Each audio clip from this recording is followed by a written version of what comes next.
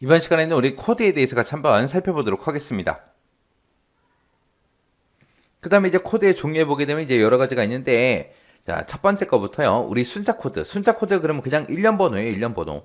1년 번호 코드라고 다른 말로 부르고요. 얘는 또 다른 말로 이제 순서 코드라고 그렇게 부릅니다. 얘는 이제 자료가 발생하는 그 순서에 따라서 아니면 크기 순서에 따라서 일정한 기준에 따라서 최초 자료부터 차례대로 1년 번호를 그냥 부여하는 그 방법을 보고 얘기해요.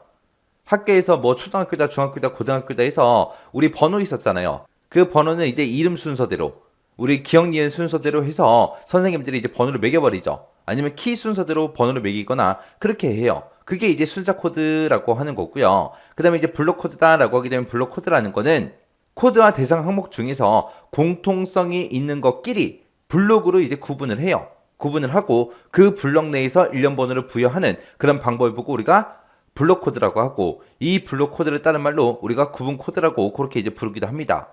그래서 어떤 회사가 있을 때 총무부는 여기서부터 여기까지 번호 써, 영업부는 여기서부터 여기까지 번호 써, 그렇게 이제 아예 나눠놓는 거예요. 나눠놓고 총무부 안에서 이 번호 안에서 이제 번호를 알아서 쓰면 되겠죠. 영업부 안에서 이 번호 안에서 알아서 이제 번호 부위에서 쓰면 되겠죠. 그게 이제 블록 코드요. 그 다음에 이제 10진 코드다라고 하게 되면 10진 코드라는 거는 말 그대로 10진이에요, 10진. 해서 대상 항목을 0부터 9까지 10진 분할을 합니다. 10진 분할하고 다시 그 각각에 대해서 나머지 것들에 대해서 다시 또 10진 분류 분할을 또 해요. 해서 필요한 만큼 그렇게 반복해서 계속해서 분할하는 그런 방법을 보고 얘기하는데, 도서관에 가게 되면 책들이 엄청나게 많죠. 그 도서 분류식 코드를 보고 우리가 10진 코드라고 합니다. 해서 공학은 1000번부터 시작한다. 그 다음에 소프트웨어 공학은 1100번이다. 그 다음에 소프트웨어 설계는 1110번이다. 이런 식으로 이제 도서관에서 책을 분류하는 그 방법을 보고 우리는 10진 코드라고 그렇게 이제 불러요. 그 다음에 이제 그룹 분류 코드라고 있습니다. 이 그룹 분류 코드라는 거는 항목에 대해서 일정한 기준에 따라서 대분류, 중분류, 소분류 그렇게 나눠서 각 그룹 안에서 이제 일련 번호를 부여하는 그런 방법을 보고 우리가 그룹 분류 코드라고 해요. 자, 지금처럼 이렇게 해요. 1번이 있고 01-001이다. 얘는 이제 본사의 총무부의 인사계다. 그리고 2번에 01에 001은 지사, 본사가 아니라 이제 지사의 총무부의 인사계다. 그렇게 이제 일정 기준에 따라서 대분류, 중분류, 소분류로 나눠서 이렇게 이제 코드를 부여하는 걸 보고 우리가 그룹 분류 코드라고 합니다. 그 다음에 이제 연상 코드다라고 하게 되면 연상 코드라는 거는 대부분 이제 우리 가전제품 같은 데서 많이 사용하는 거예요. 그래서 코드와 그 대상 항목의 명칭이 됐든 약호가 됐든 이런 관계에 있는 숫자가 됐든 문자가 됐든 기호가 됐든 이런 것들을 이용해서 우리가 코드를 부여하는 그런 방법을 보고 우리가 연상 코드라고 합니다. 예를 들어서 TV40하고 이렇게 써져 있으면 40인치 TV를 의미하는 거. 그 다음에 L-15-220 하고 써져 있으면 우리 램프를 나타내는데 15W짜리 220V의 램프를 나타내더라. 그게 이제 연상 코드요. 그 다음에 이제 표의 숫자 코드, 그렇게 이제 나왔는데, 표의 숫자 코드라는 건 어디서 주로 많이 사용하냐면은 여러분들 자동차 타고 다니죠? 자동차 바퀴에서 많이 사용하는 거예요. 그래서 얘는 코드와 대상 항목의 성질을 이용하는 거예요. 성질을 해서 길이다, 너비다, 부피다, 지름이다, 높이다 이런 물리적인 그런 숫자를 그대로 그냥 코드에 적용시켜서 사용하는 방식을 보고 우리가 표의 숫자 코드라고 하고, 표의 숫자 코드 얘를 다른 말로 우리가 유효 숫자 코드 그렇게 이제 부르기도 해요. 해서 120에 720에 1500이다 라고 하게 되면 두께가 120, 폭이 720, 길이가 1500인 그런 강판을 얘기한다. 그런 식으로 숫자를 있는 그대로 그냥 써서 코드로 표현하는 걸 보고 우리가 표의 숫자 코드라고 합니다. 여러분들 나중에 자동차 탈 때 타이어 한번 보세요. 타이어에 보게 되면 숫자가 뚝뚝뚝 하고 세 자리가 그렇게 써져 있어요. 그 다음에 이제 합성 코드다라고 나왔는데, 합성 코드라는 거는 필요한 기능을 하나의 코드로 수행하기 어려울 때 두 개 이상의 코드를 우리가 조합해서 만드는 그런 방법을 보고 우리가 합성 코드라고 해요. 말 그대로 그냥 합성하는 거예요. 두 가지를 해서 연상 코드하고 순자 코드를 지금처럼 합성해서 지금처럼 이렇게 만든 거. 이런 것들은 이제 우리 비행기에서 이제 주로 많이 쓰는 거죠. 자, 이렇게 해서 이제 코드에 대해서 살펴봤는데, 코드가 뭘 의미하는지 그 개념 알고 계셔야 되고요. 그리고 코드에 보면 주요 기능 5가지 있었어요. 그 5가지 확실하게 여러분들이 기억하고 지나가셔야 돼요. 그리고 코드의 종류에는 지금처럼 이렇게 이제 7가지가 있었는데 이 7가지 각각의 특징 확실하게 파악하고 지나가시기 바랍니다.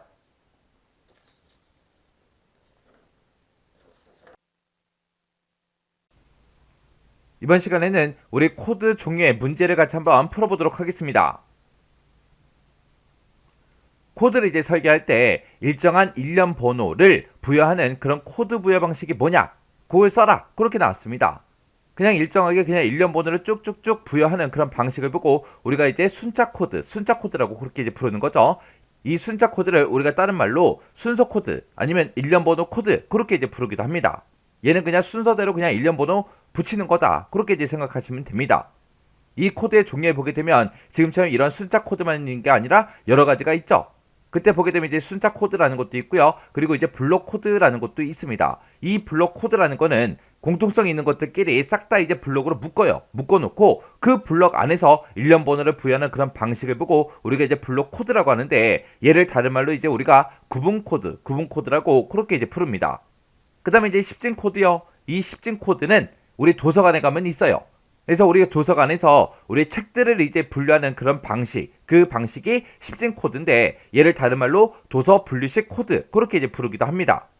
얘는 이제 대상 항목을 0부터 9까지 10진으로 이제 분할을 해요. 분할을 하고 또다시 그 안에서 또 10진 분할을 또 해요.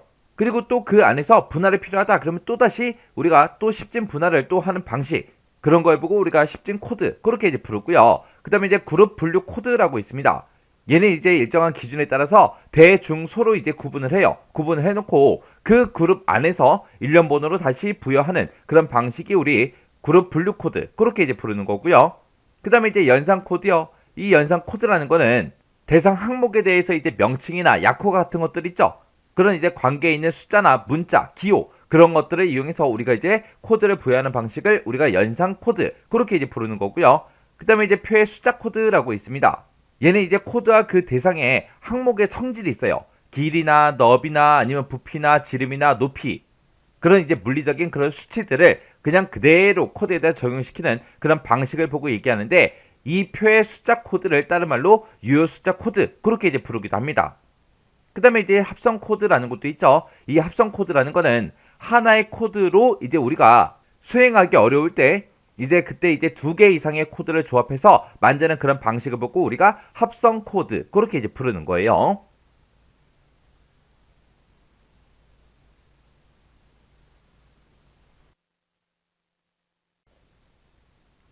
이번 시간에 우리 코드의 종류의 문제를 같이 한번 풀어보도록 하겠습니다. 코드와 대상 항목의 중량이 됐든 면적이 됐든 용량이 됐든 이런 물리적인 그런 수치 있죠. 그런 수치들을 이용해서 코드를 부여하는 그런 코드 부여 방식이 뭐냐? 써라. 그렇게 이제 나왔습니다. 이런 걸 보고 우리가 표의 숫자 코드 그렇게 이제 부르는 거죠. 그래서 이 표의 숫자 코드를 다른 말로 우리가 이제 유효 숫자 코드 그렇게 이제 부르기도 해요. 자, 그러면 이제 코드의 종류 좀 살펴보자고요. 그냥 일정하게 그냥 일련 번호를 쭉쭉쭉 부여하는 그런 방식을 보고 우리가 이제 순자 코드라고 그렇게 이제 부르는 거죠. 그리고 이제 블록 코드라는 것도 있습니다. 이 블록 코드라는 거는 공통성이 있는 것들끼리 싹 다 이제 블록으로 묶어요. 묶어놓고 그 블록 안에서 일련 번호를 부여하는 그런 방식을 보고 우리가 이제 블록 코드라고 하는데 얘를 다른 말로 이제 우리가 구분 코드라고 그렇게 이제 부릅니다. 그 다음에 이제 10진 코드요. 이 10진 코드는 우리 도서관에 가면 있어요. 그래서 우리가 도서관에서 우리 책들을 이제 분류하는 그런 방식, 그 방식이 10진 코드인데 얘를 다른 말로 도서 분류식 코드 그렇게 이제 부르기도 합니다. 얘는 이제 대상 항목을 0부터 9까지 10진으로 이제 분할을 해요. 분할을 하고 또다시 그 안에서 또 10진 분할을 또 해요. 그리고 또 그 안에서 분할이 필요하다 그러면 또다시 우리가 또 10진 분할을 또 하는 방식 그런 걸 보고 우리가 10진 코드 그렇게 이제 부르고요. 그 다음에 이제 그룹 분류 코드라고 있습니다. 얘는 이제 일정한 기준에 따라서 대중소로 이제 구분을 해요. 구분을 해놓고 그 그룹 안에서 일련 번호로 다시 부여하는 그런 방식이 우리 그룹 분류 코드 그렇게 이제 부르는 거고요. 그 다음에 이제 연산 코드요. 이 연산 코드라는 거는 대상 항목에 대해서 이제 명칭이나 약호 같은 것들 있죠. 그런 이제 관계에 있는 숫자나 문자, 기호 그런 것들을 이용해서 우리가 이제 코드를 부여하는 방식을 우리가 연산 코드 그렇게 이제 부르는 거고요. 그 다음에 이제 표의 숫자 코드라고 있습니다.